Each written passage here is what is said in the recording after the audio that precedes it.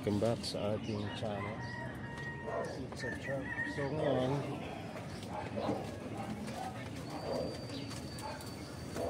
may gagawin tayo. Itong box na matagal na natin pinaplano na paglagyan ng mga plants na lalagyan na natin, i-set up na natin ng maayos. So pwede ko sanang ipatong lang, kaya lang nag-aalangan ako kasi malakas ang hangin, diba, dito sa taas. Baka pag hinangin to, diretso to sa baba, bumagsak ba. Ang gagawin natin, itatali natin tong box dito. Paano natin gagawin yon? So panoodin nyo na lang.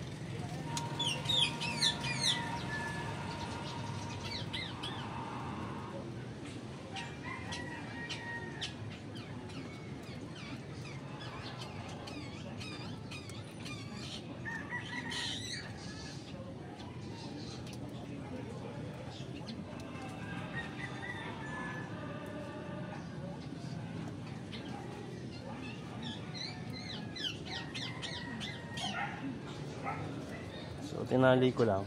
Kita nyo ba dyan? Tinali ko lang yung box na papunta dito.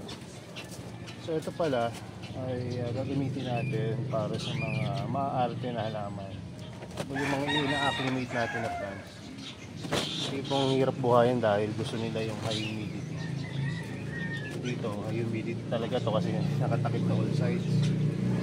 Although may maliliit na butas tulad dito, so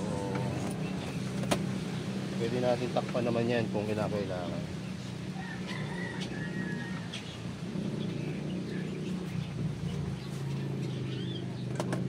Pero sa try ko muna na hindi tinatakpan kung effective pa rin. So maganda kasi yung may air circulation pa rin eh. So ito, mabibili nyo to sa online. Ako binili ko to sa Shopee. Although hindi naman to sponsored, pero ayun ang advice sa akin na bilhin eh. Kung nagturo sa akin kung saan ako makakabili. So ito yung ginagamit ng mga collector ng sapatos at bags. Lalagyan nyo ito ng mga bags and shoes, no? Para ma-preserve yung korte ba ng sapatos, hindi masira agad habang naka-store. Pwede rin ito kahit na hindi ka kulik. Hindi mo naman gamitin. So ako lang makikitry kasi ang problema natin dito sa growing area, wala tayong high humidity setup. Puro lang tayo low humidity. Intermediate nga, hindi ko makonsider na intermediate setup tong nandito kasi may butas pa rin kabilaan pati sa baba. So pwede siguro shaded. So ngayon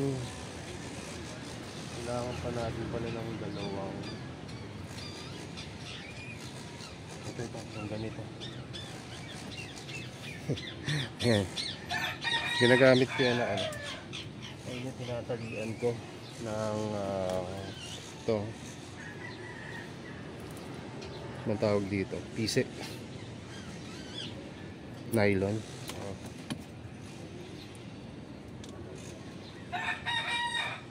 So kung makikita nyo, may mga plants na dyan sa loob taas. Ayan o. So nilagay ko yan kasi nga namatay yung yung seed grown na bigay sa atin. Yun yung isa sa mga talaga problema. Pag yung seed grown nag-germinate dun sa lugar mo, matibay. Pero kung seed grown yan na maliit pa, tapos hindi naman lumaki sa'yo, tapos Nilagay mo sa medyo hirap na sitwasyon, namamatay sila. Kaya maganda pag seed grown talaga, yung galing sa'yo. Kung bibili ka man ng seed grown na maliit, no, galing sa iba, talaga mabuti. Mabubuhay rin naman yan.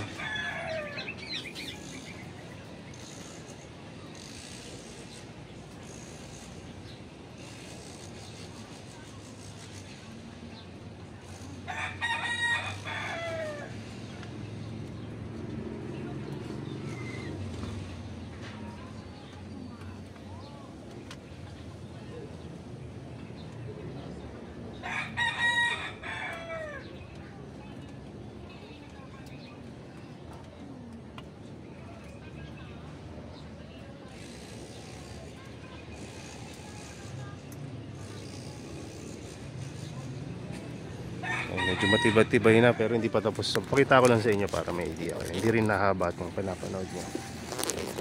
Kasi, ayan. Kasi hindi ko naman dapat talaga ito i-vlog pero at least, no, may idea kayo kung paano siya nag-work.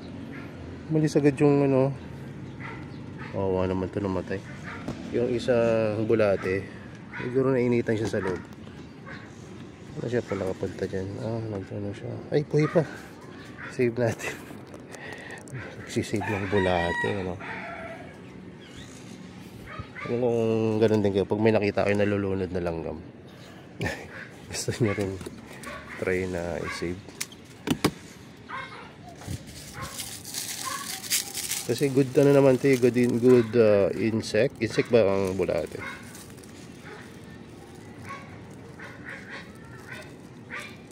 Kung ayaw mo dyan, ilalagay kita sa mas magandang lalagyanan.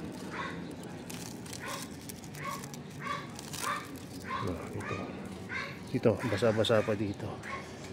Katatanim ko lang ng seeds.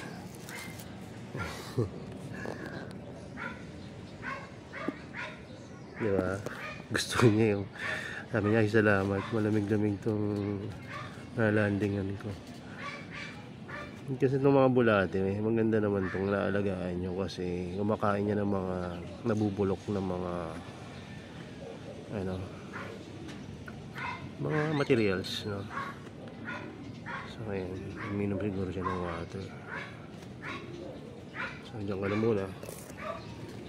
So dito balikan natin to. So ang ginawa ko lang naman para hindi na humaba yung video. So etong ganito, ayan, etong ganito kasama yan pag bumili ka. So ang ginawa ko dyan, tinalian ko lang dyan, tapos yung dalawang dulo ng tali inilabas ko, ay yung tinali ko dyan. Pwede nyo rin gawin siguro, ano, kung itatali nyo man isa dito, pero mas matibay yung ganito bawat dulo. Hindi nyo pa napaplug yung hole kasi pag nagdilig ka, pwede pang dyan lumabas yung tubig. Isip ko nga, pwede ko rin palang i-close yung hole para may water tray ako, pero sa tingin ko hindi rin mag-hold ng water to kasi may mga butas nito sa gilid. Ayan, sa ganyan. Anyway, marami naman paraan dyan para makapag-hold ng water dyan. Lagyan mo ng plastic sa ibabaw, tapos saka may patong yung mga plants. Pero ang idea lang, pagkaroon ng humidity, no, tapos ang maganda pa niya, may mga butas siya sa taas na iilan. So ayun yung pwedeng maging exhaust niya sa init. Hindi ko alam bakit hindi nagustuhan ng bulate yung kanina. Siguro sa galing sa ilalim yan or talagang mainit. But anyway, mabalitaan ko kayo kung mabubuhay ba tong mga plants na nilagay natin, kung mag-worsen ba yung condition niya or mag-improve. May mga halaman dito na hindi na maganda yung lagay, may mga halaman naman dito na medyo okay pa naman, pero most of them ay yung mga maaarte at matagal lumaki na halaman. Ito kasi yung mga plants natin na halos maging white, no? Or yung mga iba naman yan. Tapos meron pa ditong isa na ang tagal lumaki, itong gypsy cola na napansin ko parang mamamatay na. Kasi meron siyang mga tama sa leaf. So bad news to sa akin dahil isa lang to eh. So kung mabubuhay pa yan, trip pa natin buhayin. So ito pala yung namatay na mga seed grow na binabanggit ko. Esensya na dun sa nagbigay sa akin. Hindi ko talaga na ano, kasi nga na busy ako. So ayun nangyari, parehas siya ng reaction dun sa mga plants na malalaki dito. Hindi ko alam kung baka sa taas na ng minerals sa pinandidilig ko or dahil sa init, hindi ko mawari, or dahil sa parehas, no? Pero iba naman okay oh. Walang sign ng ganon. Ayun, wala man silang, hindi naman silang ngingitim ng gusto. Normal lang, di ba? Kung sakto lang. Kaya nga hindi ko malaman eh. Minsan may mga ganong pangyayari. Hindi mo na alam anong gagawin mo. Pero ang pinaka the best nun, apply the basic. Pag in-apply mo yung basic at namatay pa rin yan, hindi, wala na talaga. At least hindi ka magsisisi na hindi mo nagawa lahat. Diba? So ayun lang. So ayun, madali kasi ito. Sasarado mo, dumidikit. Easy access ba? Tapos sabihin niya, sir, ba't ito nakapatong lang to eh, bakit tumumba to? Nakaano yan, meron sila, kaya sila may mga butas sa gilid. Ayan o, yung tinalian natin, pwede siyang i-connect from one box to another. So pwede siyang stackable. So modular nga, no? Ayan. So ang plano ko, dito ko pa ilalagay yung isa. Ayan o, dito. So meron pa akong pang-5. Bibili ulit ako ng isa pa siguro or ilan pa, lalagay ko sa taas kung sakali magiging okay ito, yung ganitong klaseng setup, diba? So ang plano ko nga talaga gagawa ako ng setup ganito, siguro mga 10 piraso na ganito o higit pa. Tapos lalagay ko lahat ng mga mother plant para meron tayong backup. Pero hindi ko pa magawa dahil medyo busy pa. Kaya ito muna, kung ano muna yung pwedeng mailagay. So ayan, ayun lang. So matibay naman yan. Hindi ko pa nakakabit yung panghuling ito. Kasi nga, masayang yung oras niya. So ikakabit ko pa yan. Pero ngayon, tingnan nyo, 3 pa na nakakabit pero matibay na. Kahit hanginin ng hanginin yan, hindi natataob yan. Ito na lang iniisip ko eh. May mga kasi yan, hindi kasi yan naka-fix yung kanyang pagkakabit. So may mga time na natatanggal tong, kasi lang 'to eh, foldable siya. So ito pag bumili kayo, tapos may kasama ng ganyan. So kaya pag na siya, in-arrange nyo siya, at hindi maganda yung pagkakasalpak, yun, bumubuka yan. Kaya kung natatakot kayo na bumuka, lagyan nyo lang ng konting super glue yan. Diba? Kung wala na kayong planong ikalasin, pwede na yan. Kasi konti-konti lang, kasi para hindi pumangit yung itsura, aesthetic itsura nya. Ganda naman tingnan eh. So update ko kayo kapag medyo nadiligan na ng mga ilang buwan kung anong mangyayari, kung magka-crack ba, kung magmumukha ba tong dugyot na puro mga algae na. Tingnan natin sa mga susunod na panahon at kung anong magiging reaction ng halaman. Ayun yung pinakamahalaga doon, kung maganda ba o hindi. Pero sabi nung kaibigan natin na nag-advise sa atin ito, ito isa sa magandang setup niya para sa mga Helianthera, ayan, Cephalotus at ibang mga plants na nangangailangan ng higher humidity. O, tingnan natin kung uubra rin dito sa setup natin, kasi yung setup niya indoor, so may aircon siya, meron din siyang grow light, at I think nasa humidity dome rin yun. Kaya tingnan natin kung anong magiging benefit sa atin na ito, kasi interested rin siyang malaman kung anong magiging kakalabasan. Kaya yan muna, at least yan, meron na tayong pang test sa isang halaman na ayaw lumaki, dumating sa inyong maliit, sa mga halaman na maaarte, at meron din namang may matibay naman na isa doon. So tingnan natin kung anong magiging outcome. So yun lang muna, salamat sa panonood ninyo at Ngayon ay nagagawin muna akong iba. God bless and bye bye. So ito pahabol pala oh. Niniligan ko nung naikabit ko na yung huling pang secure doon sa ilalim. Tapos nilagyan ko ng Nepenthes Attenborough dito. At ilagay na rin siguro natin yung isang maarte dito sa Nepenthes. Ito yung Nepenthes na ayaw mag-feature. Bigay ni Sir Andeng Raha X Mira. Buti hindi siya natutuluyan, pero tagal na niya dito sa atin. Ayaw niya pa mag-feature. Hindi siya namamatay, pero hindi rin siya mag-feature. So ayan, tiligan ko ng saglit. Sensya na sa likod ng camera. Wala sa plano to eh. Ayan. Ayan. So ayan o, nagdi-drip to naman yung water sa ilalim. May naiiwan na kaunti. Ayan yung plants. Nepenthes sa ilalim, BFT sa ibabaw. Hindi ko nababaguhin yan. So ayan, yan yung itsura niya.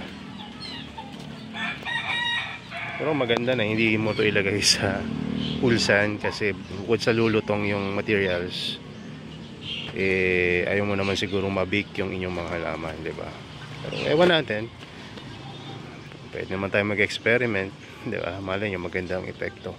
Kasi may mga plants na hindi nila iniinda yung init. Mahalaga sa kanila may humidity sila para hindi sila matuyo. Isa sa mga example nun ay itong Helianthera. May time na sobrang init dito, pero as long as hindi sila nahanginan na sobrang hangin, tapos may tubig sila sa ilalim, buhay sila kahit na napakainit. Pag napakainit, mamumula lang sila pero hindi sila mamamatay. Maganda pa, diba? Mamumula lang. Observe ako dito sa mga plants dito eh, baka may maghingalo bigla. Pero plano ko na talaga itong i-pot ngayon. Kumaya, may gagawin tayo dyan. Hindi natin kung may habol natin. Repat itong Helianthera. Kasi meron akong malaking tray.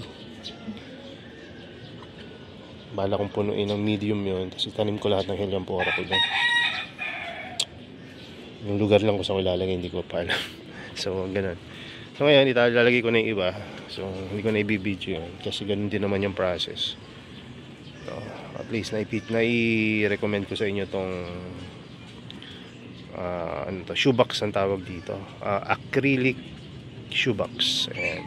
So pagka interested kayo, send ko sa inyo yung link, pero hindi yun sponsored. Send ko lang sa inyo kung saan ko ito pinili para naman matry nyo rin, no? Maganda kasi diba? Medyo okay siya tingnan. Tapos pag magnet pa, tapos parang may maliit pa siya na water tray sa ilalim. Dito mapupunta yung tubig. Walang alam. Ayan, hindi ano yan. Ito yung water tray na area niya. Pero ito, kung anong tubig mapunta dyan, nagde-drain. May maliit siyang water tray sa loob. I think okay yun. Yung ganong setup. Ano? So yun lang muna. Talagang nangangati ako ngayon na magkikilos dito sa growing area kasi pakainit. Lalabas sana kami ni Mrs. para maghanap ng box. Maghanap ng good lumber kung saan makabili ng murang good lumber kasi gagawin ko na ng mga bahay yung bees. Kaya lang napakainit, kakasakit ka lang talaga pagka lumabas ka ng ganyang kainit. So huwag nyo nang gusto yan.